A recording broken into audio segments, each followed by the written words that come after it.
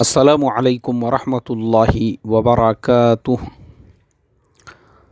मोहतरम भाइयों, बुज़ुर्गों और दोस्तों, ये हमारा इस्लाही मुआशरा का 1078वां सबक है। मोहतरम दोस्तों, कुछ दिनों पहले मैंने आप तमाम लोगों को एक लिंक भेजा था। चंद छोटे छोटे मासूम गरीब बच्चे हैं और वो मिठाई की एक दुकान के सामने, जो लोग जूस पीने के बाद और आइसक्रीम खाने के बाद उसके जो खाली डब्बे खाली कप होते हैं उसको एक डस्टबिन में डाल रहे हैं, और वो जो छोटे छोटे चंद मासूम बच्चे हैं उसी आइसक्रीम की डब्बी को उठाकर, जो उसमें कुछ बच गया होगा, उसको खाने की कोशिश कर रहे हैं। जूस के खाली गिलास जो वहाँ पे फेंके हुए हैं उनको उठाकर उसके अंदर कुछ मिलेगा तो उसको पीने की कोशिश कर रहे हैं। मैंने तहकीकात किया तो पता चला कि गुजरात के किसी शहर का वो है। तो मैंने उसको एडिट किया, यानी उसके अंदर अपनी वो आवाज़ डालकर मैंने आप तमाम लोगों को वो मैसेज दिया कि हमारे प्रधानमंत्री जी, उसी गुजरात के तकरीबन 12 साल तक मुख्यमंत्री रहे, हमारे मुल्क के जो है 6 साल तक वो प्रधानमंत्री है। इसी तरीक़े से हमारे माननीय गृह मंत्री अमित शाह जी, वो भी तकरीबन जो है उनका भी जो पॉलिटिकल करियर देखेंगे तो 20 से 25 साल का होगा। सालों तक वो एमएलए रहे, एमपी भी है, अब तो पूरे मुल्क के जो है होम मिनिस्टर है। उनके अलावा गुजरात के जो मुख्यमंत्री है विजय रूपानी जी, सुना है अभी अभी उन्होंने अपने लिए एक नया प्लेन ख़रीदा है, चार्टर्ड प्लेन, प्राइवेट प्लेन मुख्यमंत्री साहब के लिए। बहुत सारी चीज़ें हैं। फिर मैंने उसमें ये भी बताया था कि मुल्क के सबसे ज़्यादा जो टैक्स पेयर्स है और इंडस्ट्रियल्स जो है, ख़ास तौर पे मुकेश अंबानी, जो आज पूरे एशिया के सबसे बड़े बिलेनियर है, वो भी गुजरात के ही रहने वाले हैं। अडानी है, वो भी गुजरात के ही है। तो जिस गुजरात के अंदर एक तरफ तो माल दौलत पैसा उसकी कोई कमी नहीं है, और हुकूमत जिनके हाथों में है उनका भी ताल्लुक़ जब गुजरात से है, अगर उसी गुजरात के अंदर वहाँ के आदिवासी आज भी ऐसी ही गुर्बत और इफलास और फाका कशी की ज़िंदगी गुजार रहे हैं, और वहाँ के गरीब, यानी मेरे मोहतरम दोस्तों, आपको पता है इसका इफ़ेक्ट जो है, ये चीज़ों का जो इफ़ेक्ट है इंटरनेशनल लेवल पे क्या पड़ता है। यानी क्योंकि ये जो वीडियोज़ है, ये सारे वीडियोज़ जो है, ये जो वीडियोज़ है ये सिर्फ इंडिया में नहीं देखे जाते हैं, क्योंकि आज का ज़माना जो है ये ग्लोबलाइजेशन का ज़माना है। आप यूट्यूब पे कोई वीडियो डालते हैं, पूरी दुनिया देखती है। व्हाट्सएप पे किसी को वीडियो भेजते हैं, पूरी दुनिया देखती है। चंद मिनटों में पूरी दुनिया में वो चीज़ वायरल हो जाती है, पूरी दुनिया ये चीज़ें देखती है। तो दुनिया को ये नहीं मालूम है कि एशिया का सबसे बड़ा बिलेनियर वो एक इंडियन है। दुनिया को ये नहीं मालूम है कि इंडिया आज टेक्नोलॉजी में इतना आगे जा चुका है। पूरी दुनिया में सबसे सस्ता जो इंटरनेट है वो इंडिया में मिलता है। दुनिया को ये नहीं मालूम है। दुनिया को ये नहीं मालूम है कि इंडिया ने ख़ुद के सैटेलाइट छोड़े हुए हैं। दुनिया को ये नहीं मालूम है कि इंडिया जो है चांद तक पहुंच चुका है। इंडिया का ऑर्बिट जो है वो चांद पे जाके वहाँ से गायब हुआ है। यानी चांद तक आपका पहुँचना ये भी आपकी एक बहुत बड़ी उपलब्धि है, बहुत बड़ी कामयाबी है आपकी। दुनिया ये नहीं देखती है। लेकिन ये जो वीडियोज़ है, ये जो वीडियोज़ है, ये जो गुर्बत है, ये जो फाका कशी है, ये जो इफलास है, दुनिया जब ये सारी चीज़ों को देखती है तो दुनिया हमको आज भी गरीब समझती है, मुफलिस समझती है, फाका कश समझती है। मैं अभी आपको क्या बताऊं, मैंने इससे पहले बताया था कि एक मेरा दोस्त है मंगेश, वो अक्सर थाईलैंड जाते आते रहता है। उसने मुझे एक कारगुजारी सुनाया था कि थाईलैंड में वो एक होटल के अंदर रुका हुआ था। उसी होटल के अंदर एक इंडियन पर्सन जो है वो रूम लेना चाहते थे। होटल वालों ने उसको रूम देने से इनकार किया। उसका पासपोर्ट देखने के बाद, यू फ्रॉम इंडिया? बोले yes. What is your objection? Why you are not allowing to me stay in your hotel? वो आपस में बातचीत चल रही थी, तो ये ऊपर से नीचे आया, तो ये वहाँ से गुज़र रहा था, तो ये रुक गया। फिर वो उन लोगों के बीच में जो है कम्युनिकेशन करने लगा, अरे भाई क्या बात है, आप लोग इसको रूम क्यों नहीं दे रहे हो? तो वो जो होटल वाला था वो कोई बांग्लादेशी था। उसने बोला यार एक्चुअल में कैसा है, ये इंडियंस जो लोग हैं ना, एक तो नहाते धोते नहीं बोले यार, बहुत ही गंदे रहते हैं, इनके बदन में से बदबू आती है बोले, एक टाइप की स्मेल आती है, इसकी वजह से हम उनको रूम नहीं देना चाहते हैं। और दूसरी चीज़, जब वो हमारे मंगेश ने, मेरे दोस्त ने उनसे पूछा, बोले यार ऐसा तो नहीं है, हम लोग भी हमारे मुल्क में, हमारे देश में भी पानी की तो कोई कमी नहीं है, वहाँ पे भी लोग रोज़ नहाते हैं धोते हैं।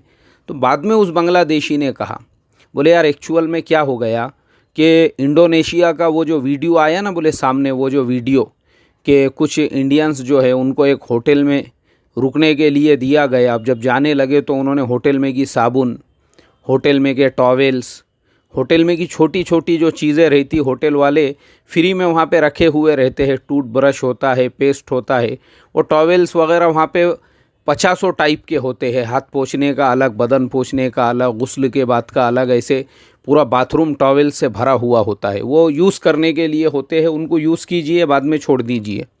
उन्होंने वो पूरों का गट्ठा बना के अपने साथ में ले लिए थे।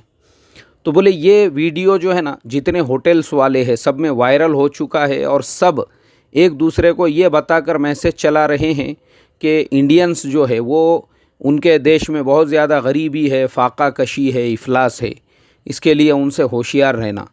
उनको अगर तुम होटल में रूम देंगे तो बड़े बड़े जो चोर रहते ना, जो चोर रहते, जो डाकू रहते, जो दरोड़े खोर रहते, जो बाहर मुल्कों के जो रहते हैं, यूरोप में भी है चोर डाकू, ऐसा नहीं है कि नहीं है, ऑस्ट्रेलिया में भी है चोर डाकू, अमेरिका में भी है चोर डाकू, दुनिया में कोई मुल्क ऐसा नहीं है जहाँ पे चोर डाकू नहीं रहते हैं, सब जगह पे चोर डाकू आपको मिलेंगे। लेकिन वो चोर डाकू कैसे रहते हैं, रशियंस वगैरह, वो डायमंड की चोरी करते हैं, डायमंड चुरा के लेकर जा रहे हैं किसी शोरूम से, 5 करोड़ के डायमंड लेकर चले गए, 10 करोड़ के उन्होंने डायमंड ले लिए, सोने के बड़े बड़े जेवरात लेकर चले गए।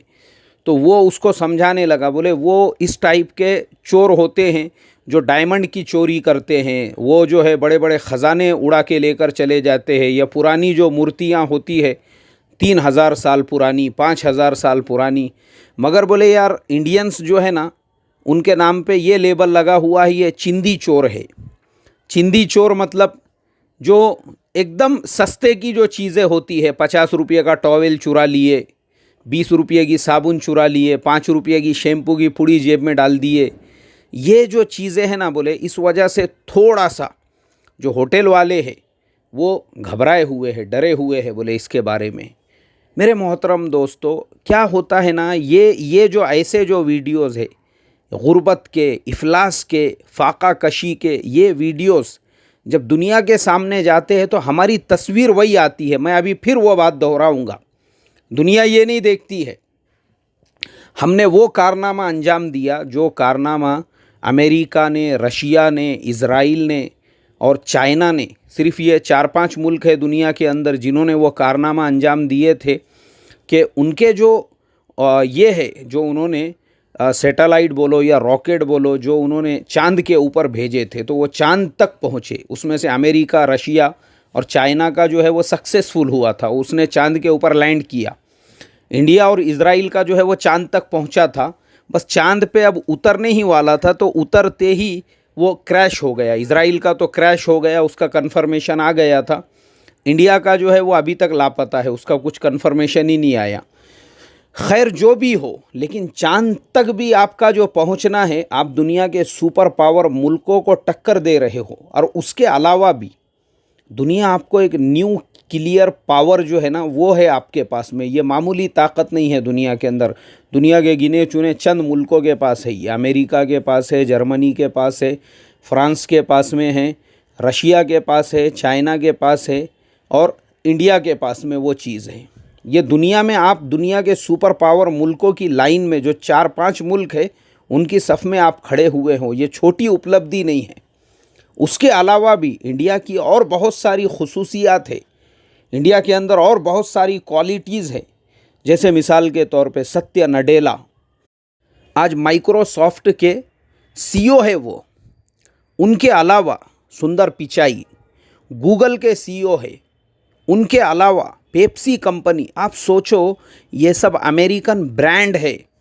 अमेरिकन लोग बहुत जल्दी से किसी को एक्सेप्ट करके इतना बड़ा मकाम नहीं देते, लेकिन क्वालिटीज़ थी हमारे इंडियन भाइयों के अंदर, वो क्वालिटीज़ थी वो लेवल की। तो सत्या नडेला जो है माइक्रोसॉफ्ट के सीईओ की कुर्सी पे जाके बैठ गए। एक इंडियन है वो भी, सुंदर पिचाई, चेन्नई के रहने वाले, चेन्नई में पूरी तालीम हुई, पूरा एजुकेशन हुआ, और कौन से लेवल पे जाके बैठे, गूगल। आज पूरी दुनिया के अंदर, दुनिया का शायद ही कोई इंसान ऐसा होगा जिसके पास में मोबाइल हो और वो गूगल नहीं यूज़ करता हो। आज उस गूगल कंपनी के सीईओ मतलब करता धरता सब कुछ, उसकी कुर्सी पे जाके एक इंडियन बैठा हुआ है। हमारे लिए बड़े फ़ख्र की बात है ये कि माशाल्लाह इंडियंस के अंदर क्वालिटीज़ की कमी नहीं है। अल्लाह ताला ने इंडियंस को वो सलाहियतें अता फरमाई है, लेकिन दुनिया ये चीज़ों को नहीं देखती। मैं समझता हूँ दुनिया के आधे लोगों को भी पता नहीं होगा कि सत्या नडेला कोई इंडियन है या फिर जो है सुंदर पिचाई कोई इंडियन है, क्योंकि वो हमारे ये वीडियोस देखते हैं। कौन से वीडियोस? जो वीडियोस छोटे छोटे बच्चे खाने को नहीं उनके पास में, भूख की वजह से एक मिठाई की दुकान के बाहर, और वो भी कौन सा स्टेट, गुजरात।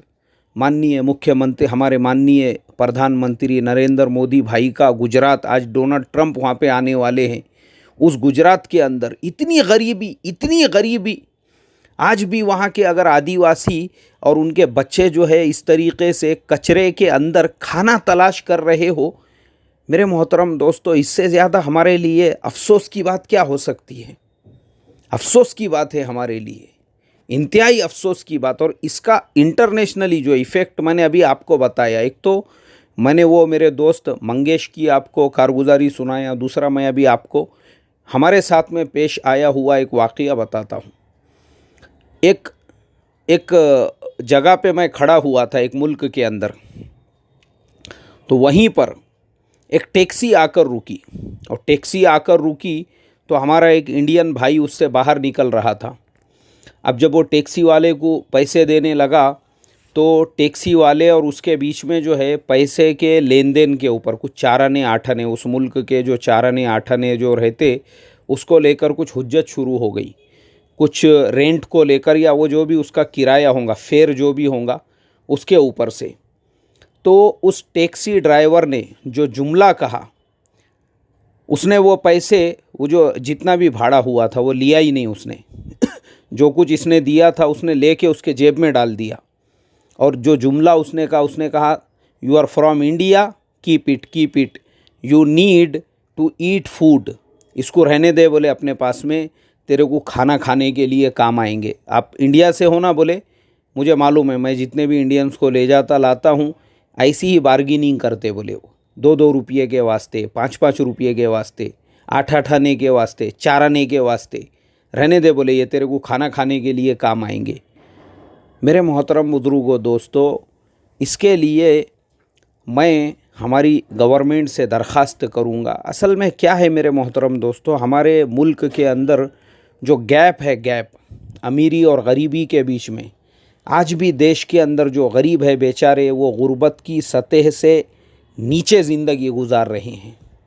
अफसोस की बात है हमारे लिए। और अमीर जो है वो इतने अमीर बनते जा रहे हैं। जब हमारे माननीय प्रधानमंत्री नरेंद्र भाई मोदी मुल्क के मुख्य प्रधानमंत्री जब बने थे, उस वक्त में रिलायंस इंडस्ट्रीज़ जो है मुकेश भाई अंबानी की, उस रिलायंस इंडस्ट्री का जो टोटल कैपिटल था, टोटल भांडवल जो था, वो तकरीबन 2 लाख करोड़ के आसपास था।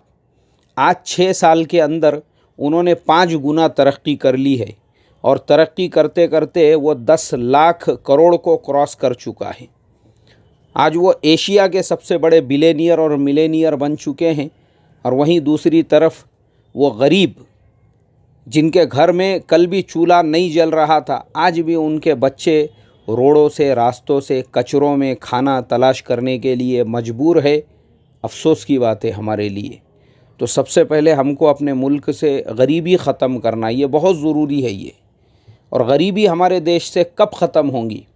गरीबी ख़त्म होने के लिए, करने के लिए, गरीबों के बच्चों के लिए फ्री वाले स्कूल्स ओपन करने पड़ेंगे, उनको वहाँ पे ले जाके तालीम देनी पड़ेंगी, उनके माँ बाप के लिए रोज़गार का इंतज़ाम करना पड़ेगा, उनको गवर्नमेंट के घर देने पड़ेंगे।